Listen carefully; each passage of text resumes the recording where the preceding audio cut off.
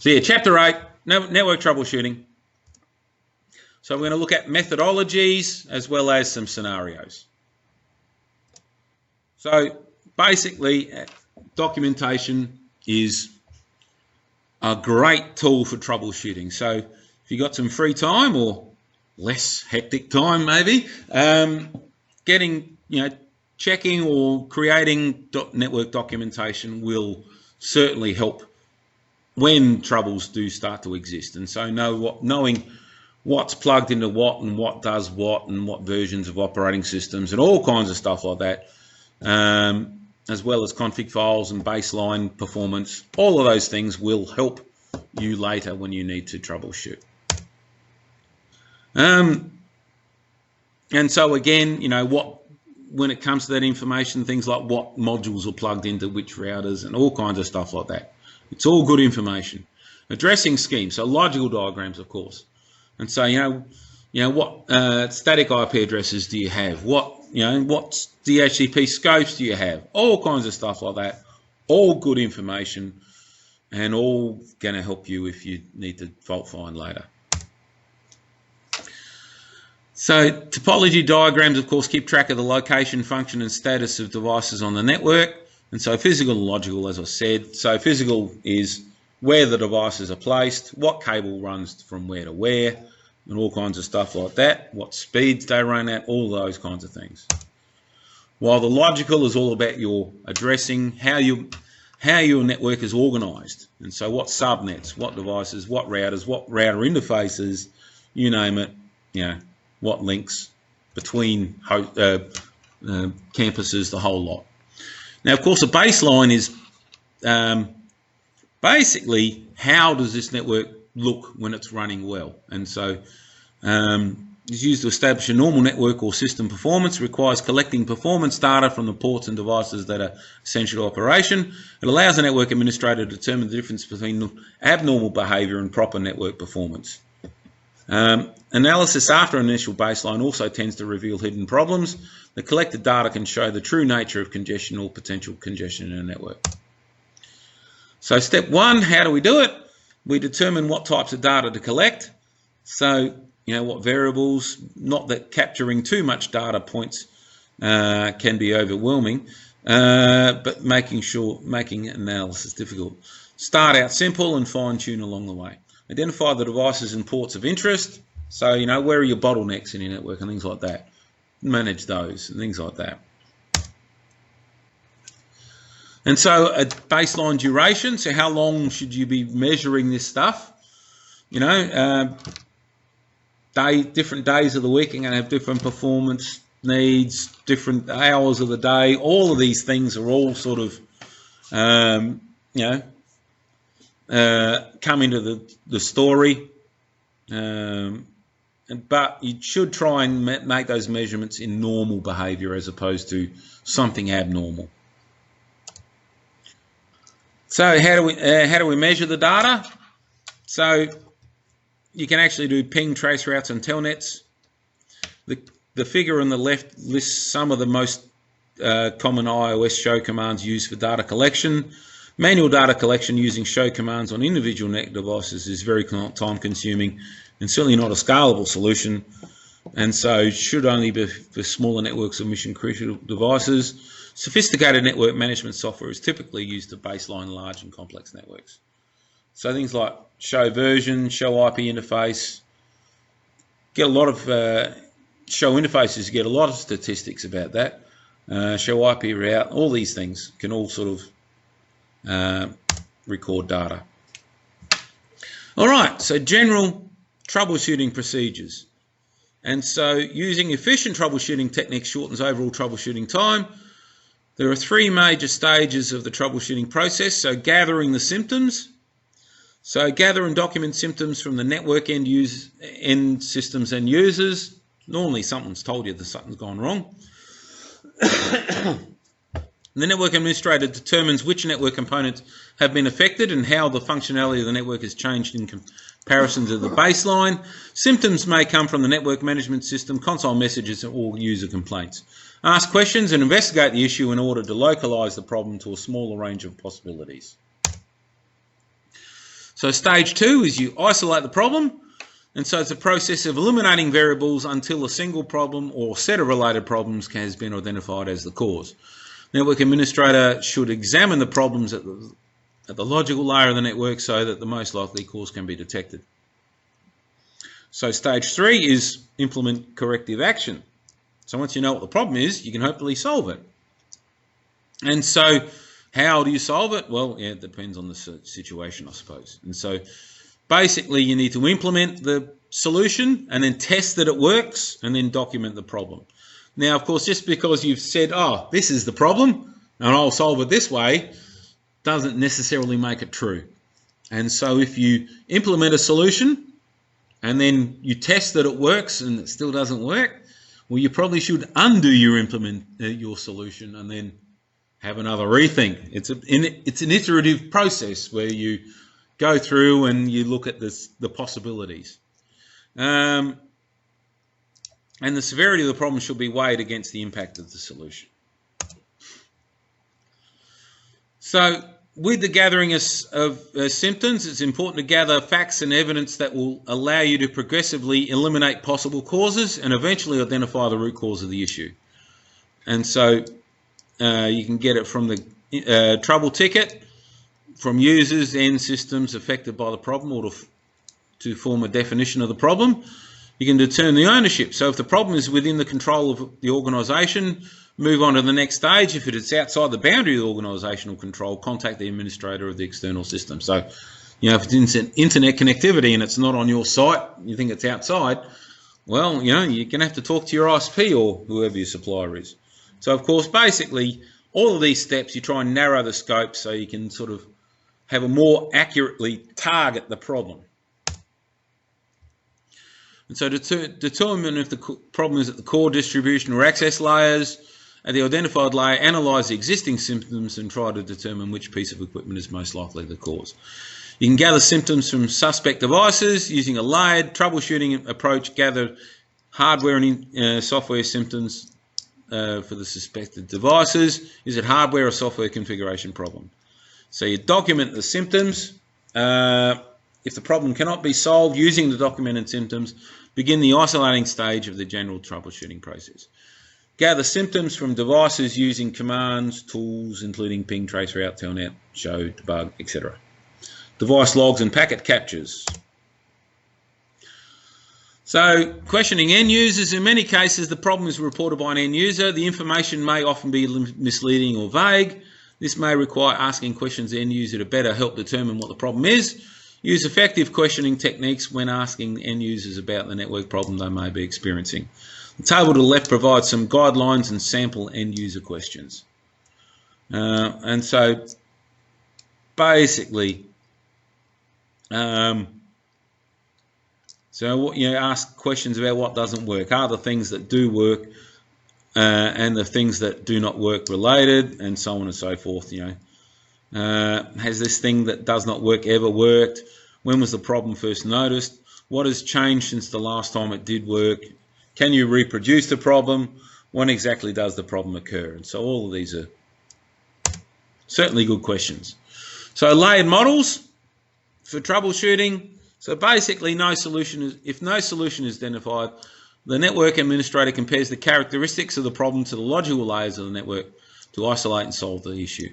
So our OSI model, of course, provides a common language for network administrators and is commonly used in troubleshooting networks.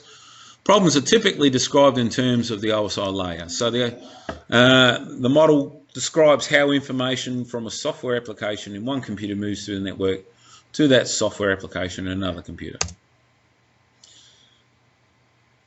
And so, of course, TCP/IP model, much the same, but of course, different layers. And so basically, when you're talking about layered models, you've actually got three major processes, bottom up. So in other words, you start at the physical layer. Is this device working? Are the cables plugged in? Is their data moving? If you use the top-down approach, it's the other end. Is the application working? Well, of course, the divide and conquer is start of the network layer.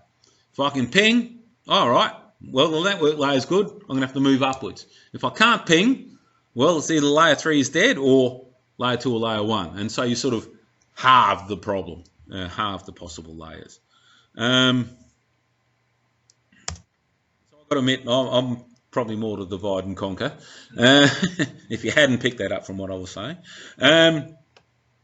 But often, at least with the top-down approach, if the application layer works, there is no problem. Or at least as far as the network's concerned.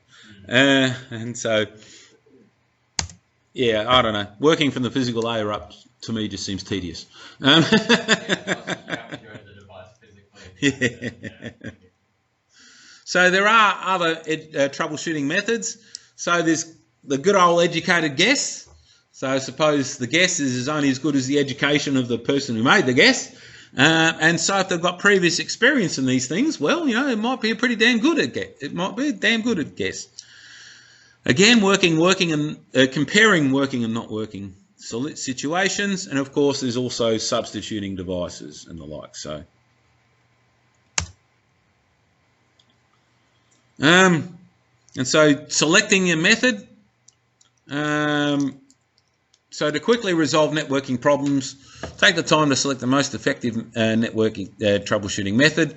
Two routers are not exchanging routing information. The last time this type of problem occurred, it was a protocol issue. Therefore, choose the divide and conquer. Analysis revealed that there was a connectivity issue between the routers. Start the troubleshooting process at the physical data link layer. Confirm connectivity and begin testing the TCP/IP related functions once you've got the network layer. Okay, some scenarios. Now, SLA. There is actually a tool, an iOS tool called the SLA. Of course, SLA is service level agreement. So basically, there's a tool that can monitor this. Now, it won't work on any old router. You actually need to have the data feature set installed. So, yeah, the base iOS will actually not run this. So you need to actually have activated the data solution for it to work. And so basically it will often, you know, most people do use a ping, and it will periodically ping the destination and compare access times and also success rates. And you can compare that to your SLA. And so you can simulate network data and IP services to collect network performance information in real time.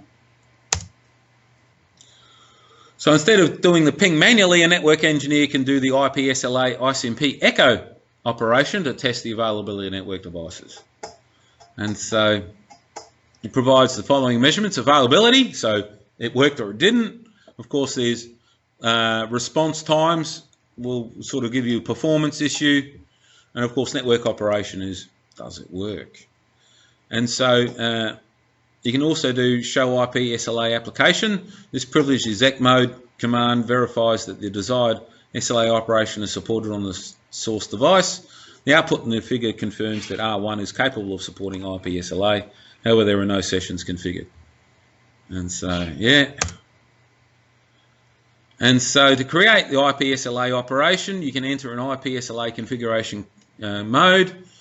And then from there, you can then configure the echo. And so ICMP echo, destination IP address or host name, source IP address or source interface. And then you can schedule that. And so forever or however long.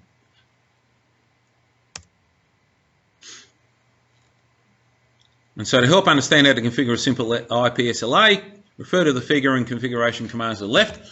The configuration commands demonstrate how to set that up with an operation number of 1. And so basically here we've got IP SLA 1, and so you've got ICMP echo and your destination. So this is on router 1 here, and we're pinging .5, which is on router 3. And so frequency 30. And so that's 30-second intervals. And that's it. And then, of course, that's created it, but it's not running it. And so IP SLA schedule, number 1, of course, is your SLA 1. Start time now, life forever. Okay, that's just going to keep going. And so basically that will continue until you get rid of that schedule, basically. And so once it's running, you can do show IP SLA configuration, and then from there it will actually give you statistics. So it's entry number 1, ICMP echo to that destination. Request size is 28 bytes. And so for statistics with operation 1, latest round trip time was 12 milliseconds. Latest operation start time on that date. Operation return code OK. Number of successes 57. Number of failures 0. That sounds pretty good. Yeah, it's good, but do you definitely want 0, or does, like, say for example, Well, again, it depends on your SLA. I'm going to say, if it goes down every now and then, I suppose it's not a tragedy, but I'm going to say at least it tells you the last time it was successful and how long it took. So, yeah.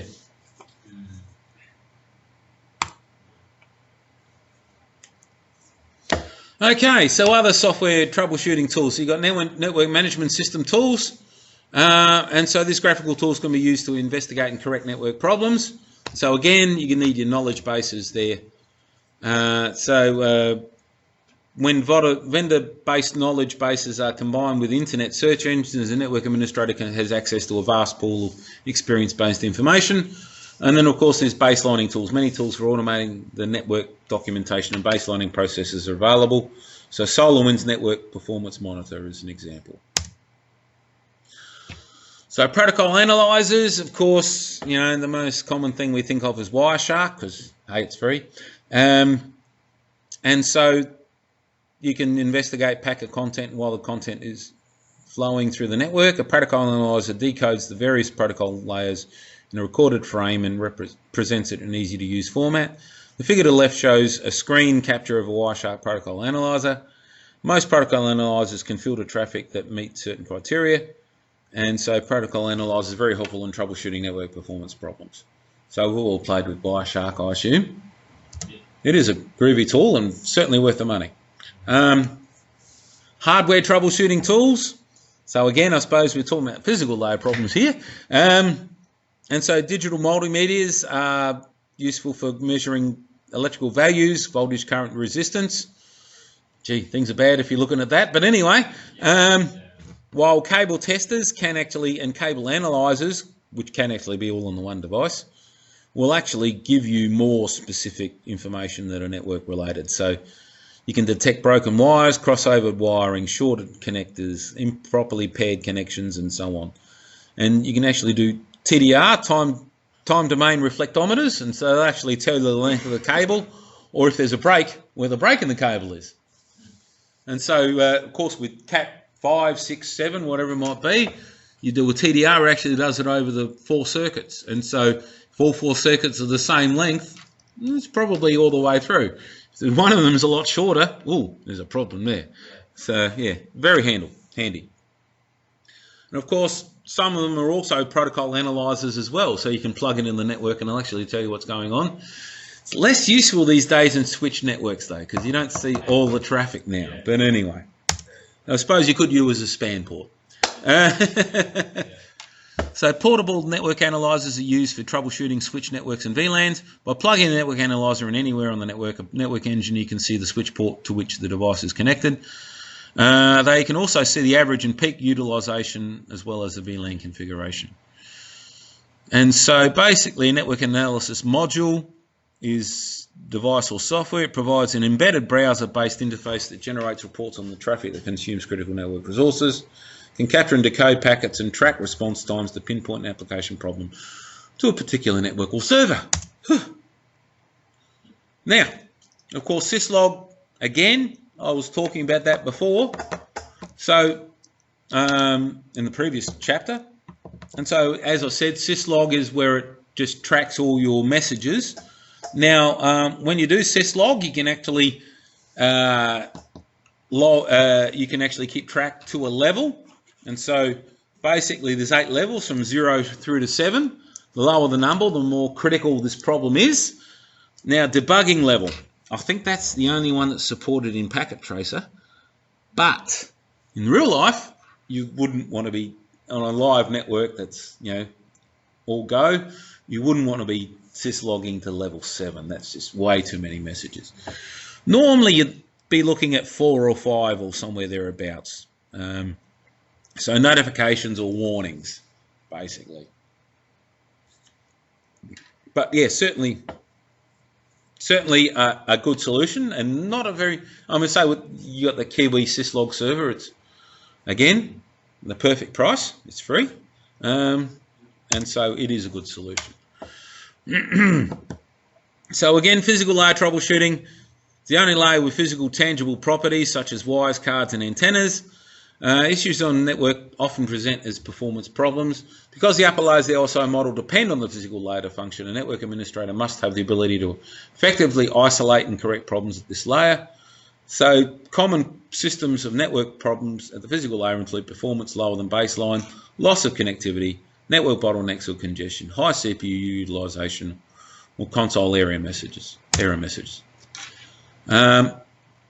So what can cause these problems? So they can be power related, hardware faults, cabling faults, attenuation, noise, interface configuration errors, exceeding design limits, and CPU overload are all possible causes. Now layer 2, so we're getting into the software or at least firmware. So they can be challenging to find. So no functionality or connectivity at the network layer or above. Network is operating below baseline, excessive broadcasts, and most common layer 2 console message is line protocol down. So basically you have encapsulation areas at one end where a WAN link is configured differently from the other end. So, triple P, HDLC. Address mapping errors, that certainly can happen on WAN links if you're...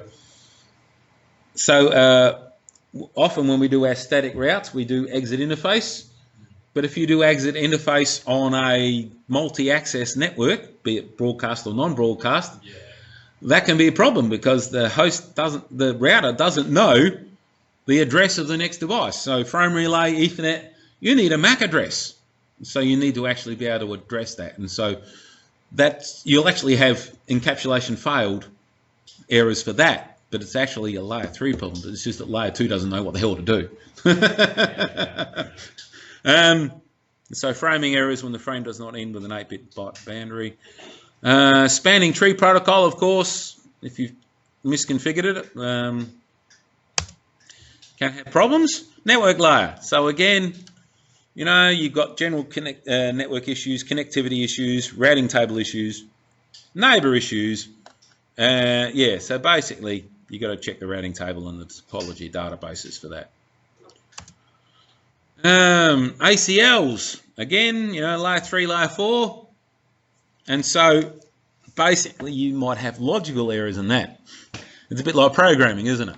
So, you've really got to check your access control entries and also the order they're in, and also I suppose which direction they're applied as well.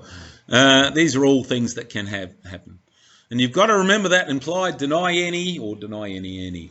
Don't forget that. You've got to have at least one permit statement.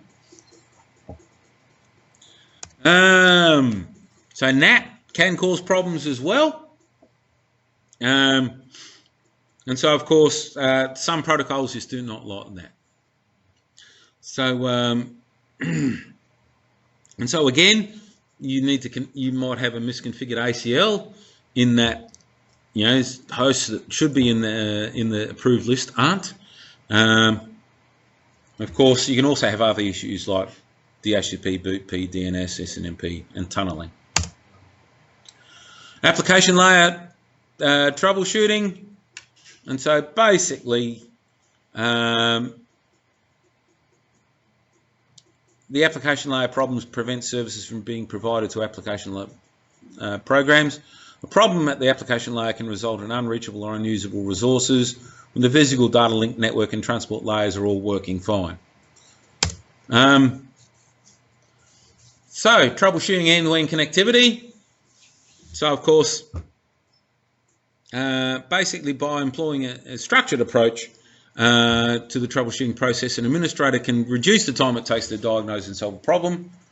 And so, you know, you might do your pings to test that.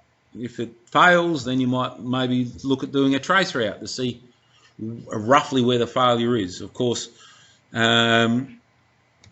IPv6 can complicate these things as well. It's just a little bit different. And so basically, to troubleshoot it, check physical connectivity at the point where the network communication stops, check for duplex mismatches. Data link layer addressing on the local network, verify the default gateway is correct. Ensure the devices are determining the correct path from the source to the destination. You might need to change the routing. Verify the transport layer is functioning properly. So Telnet is a good try. Verify that no ACLs are blocking traffic. Ensure that DNS settings are correct. There should be a DNS server that is accessible. So with ACLs, do that show access list. We'll actually show you how many matches each line has had. Very handy. And so even though you got that implied deny any, you might want to actually put them in your ACLs just so you get a reading for that as well. So of course, as I said, ping and trace route are your most common connectivity tools used. Ping is just binary, it either works or it doesn't. Traceroute at least can help you isolate roughly where the problem is. It won't necessarily tell you exactly, but it'll give you an idea. So of course you can actually view many statistics on the routers, and so show processors, CPU, show memory, and all things like that. Can show you how busy you might be. Duplex mismatches, and so full duplex one end, half duplex the other. That's going to be a problem. There should be other console messages coming up with that though. So if you've got point-to-point Ethernet between two routers or something like that, you know, full duplex these days is the best solution. Of course, ARP. So of course this is IPv4. If you've replugged a whole pile of things, you might actually need to clear ARP table entries or something like that. So ARP-D will actually do that. Now, of course, these days with Windows 8 and 10, I think you need to actually have the command line in as administrative mode, otherwise it won't delete ARP entries. And so you can actually do ARP-D star or something, and that will just completely clear the ARP table. Yeah. It's probably the quickest and easiest way to go.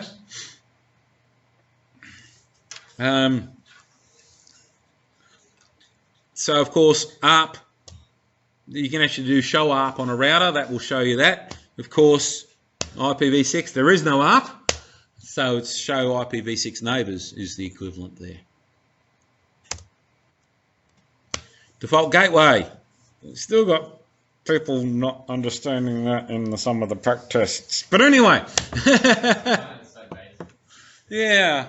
So of course, the default gateway address has to be on the same network as the host. Yeah. Because hosts can only talk to other hosts on the same network. Anyway. Be that IPv4 or IPv6. Verifying the correct path, so routing tables, again, traceroute might help you with that too. Transport layer, basically, can we get something that uses TCP to connect? So they often give the example of Telnet, but I don't know, who uses Telnet these days? You need a server to connect to. But yeah, SSH will work just as well. So of course your ACLs, so show IP access lists is, as I said, very good for that. DNS. Yeah. So we haven't really looked at DNS much with the Cisco devices themselves, but they will do it. You can actually do IP domain and it will actually use a DNS server. You can actually also do IP host commands and actually sort of have manual DNS entries as well if you want. But anyway, so that's it. Two chapters. So we looked at troubleshooting approaches, and we've also looked at some ways you can actually get through the troubleshooting process in a Cisco network. Okay, that is the last chapter. So